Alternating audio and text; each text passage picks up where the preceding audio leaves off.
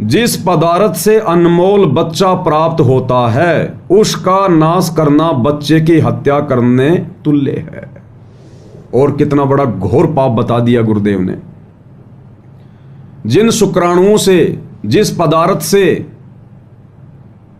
और एक बच्चा पैदा होता है, उस पदार्थ को व्यभिचार करके, दुराचार करके, अनावश्यक भोग विलास करके या मास्टरबेशन करके अगर हम शरीर से बाहर निकाल रहे हैं तो एक बच्चे की हत्या के बराबर हमें पाप लग रहा है। एक बच्चे की हत्या। वैसे तो गुरुदेव भगवान कहते हैं कि इस पदार्थ में न जाने कितने जीवाणु होते हैं, कितने जीवाणु। 1 मिलीग्राम खून के अंदर लाखों और करोड़ों जीव होते हैं। आजकल तो साइंस भी ये प्रूव कर चुकी है। और शुक्राणु, उसका तो नाम ही शुक्राणु है। उसमें तो करोड़ों की संख्या में, अरबों की संख्या में जीव डाल रखे हैं काल में।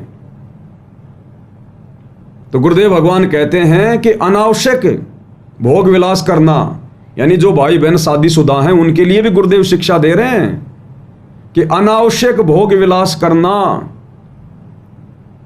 एक बच्चे की हत्या करने के बराबर है। हत्या करने के बराबर यह आदेश है। सुना ना आपने पहले शुरू में कि कुछ नियम आपको फार्म पे लिख के दिए जाएंगे। कुछ नियम जब आप ये कथा सुनोगे, सत्संग सुनोगे, तब आपकी समझ में आएंगे। और कुछ नियम आप वैसे भी कॉमन सेंस से समझने लग जाओगे। तो काल यही तो हमारे सबसे ज्यादा कर्म बिगाड़ता है, रजोगुण के माध्यम से। हमारी सबसे ज्यादा शक्ति क्षीण यहीं से तो होती है। और गुरुदेव ने बता दिया, अनावश्यक भोग विलास, इस पदार्थ को अपने शरीर से बाहर निकालना एक बच्चे की हत्या तुल्य अपराध है। अब देख लो फिर हमारी भक्ति क्या खाक बनेगी।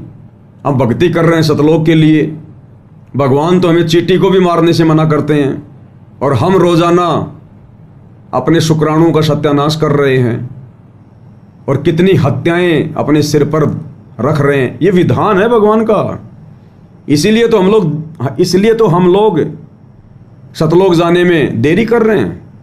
परमात्मा उम्र नहीं देखता कि बूढ़ा होगा तभी सतलोक ले जाऊंगा।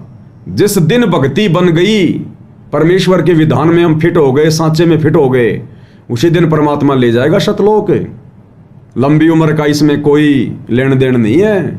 परमात्मा कहते हैं जीवन तो थोड़ा ही वाला जय सत सुमरण होए, और ये लाख वर्ष का जीवन लेखद रहे न कोई। तुम कर दो पल में पार हो जा रजा थारी। इसलिए हम भाई बहन लेट हो रहे हैं।